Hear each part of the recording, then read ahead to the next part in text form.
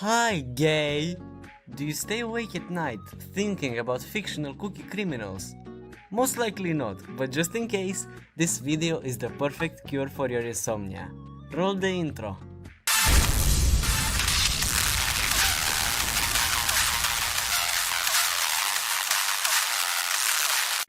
Okay, so, I've been watching Subjectively here on YouTube for a while now, and I'm a big fan of Jack's drawing challenge series, especially the lore he adds to the drawings. And I wanted to do a challenge like that too for August, but Smoggust isn't really for me.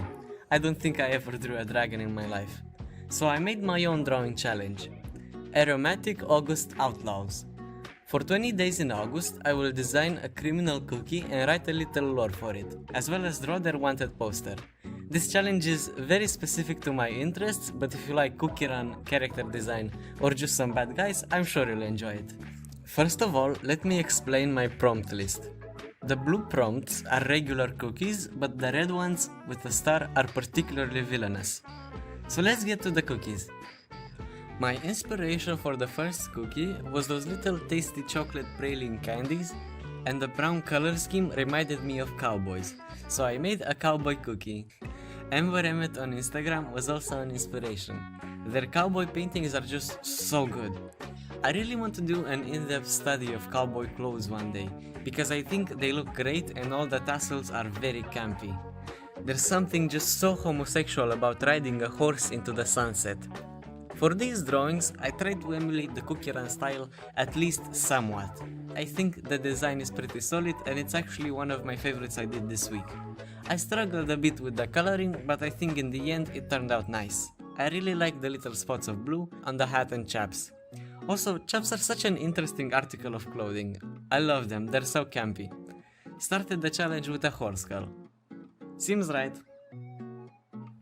No cookie in Earthbread can dream of beating Chocolate Praline Cookie in a race.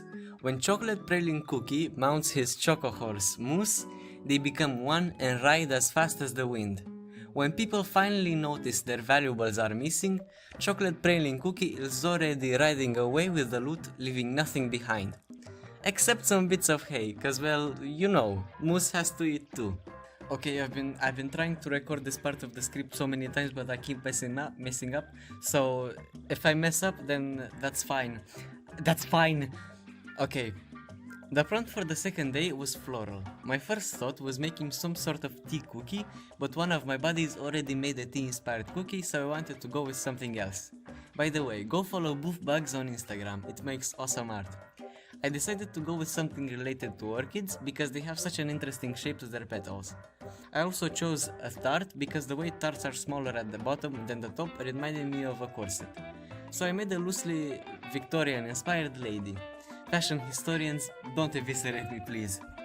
In this design I also had some issues with the colors, and to be honest I'm still not crazy about them. But I think they're fine. The design overall I feel is quite generic, and if I wanted to, I would redesign it in the future.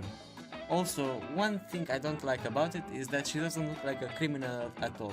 She seems to be a sweet rich lady. A thing I dislike in character design is when there's a lack of storytelling in the design. Cough cough. I have cough in my script. I was supposed to cough.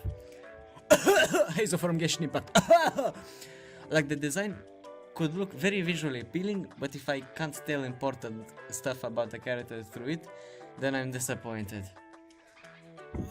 Storytelling. Storytelling through character design is something I actually want to improve a lot in my own stuff. Anyways, here's the lore. We did it. I recorded. One of the smartest business owners from the Hollyberry Kingdom, Orchid Tart Cookie has grown a massive fortune through her cargo shipping enterprise. But as it turns out, her wealth wasn't all smart business tactics. She has been siphoning money from collaborators belonging to the Creamy Republic. After being apprehended by the local authorities, she was quickly broken out of prison and is now on the run.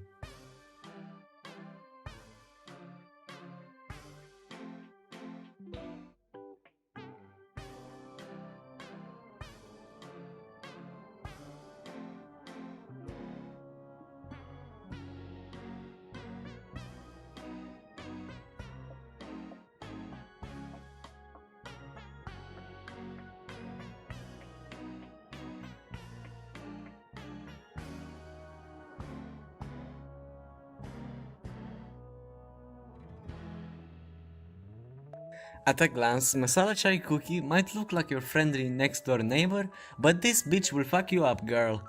In a world full of magic and technology, they simply rely on brute strength and their trusty cinnamon bat.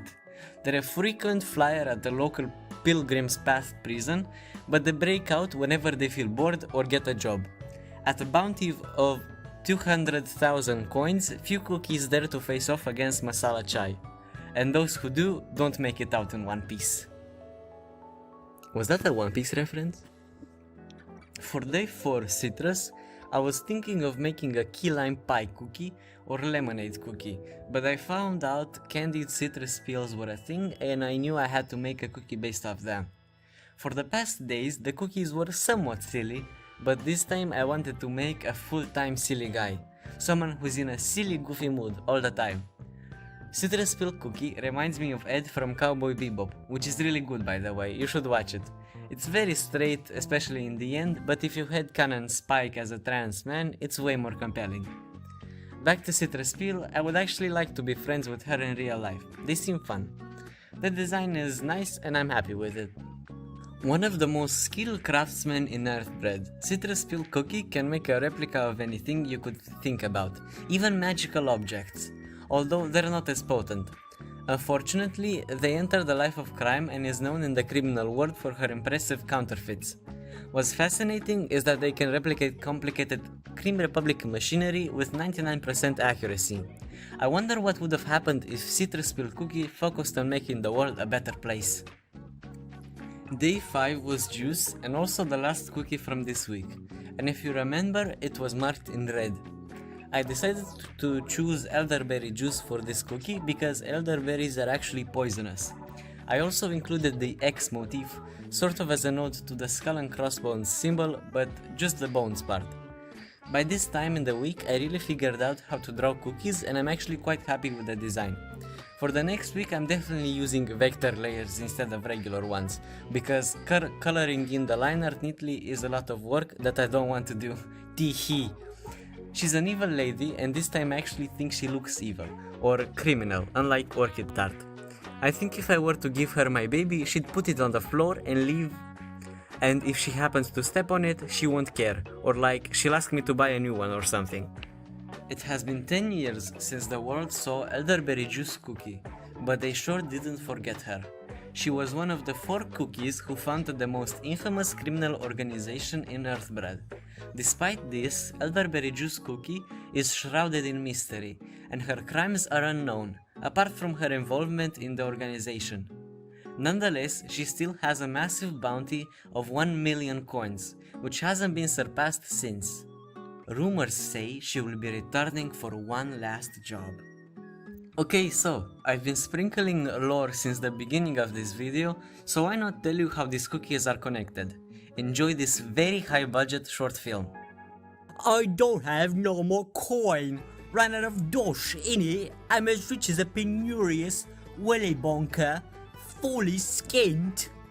Oi, I just recalled my old mate has this ginormous rock that's probably expensive. Hey, little gay boy on the GG, I have a job for ya. Oi, Chav, you'll be chuffed to hear this. Your craft is bloody bonkers, mate. Come with me. Okay, lass, you better come up with a plan and don't faff around. Oh, blimey, a fellow English. I'll help you bloody proper. Okay, so here's the plan. Crunchy Prairie Cookie will wait outside while Masala Chai and Citrus Peel sneakily enter the building. Masala Chai does her thing, Citrus Peel replaces the jam with a fake she made, and they all get away on the GG. We got the jam!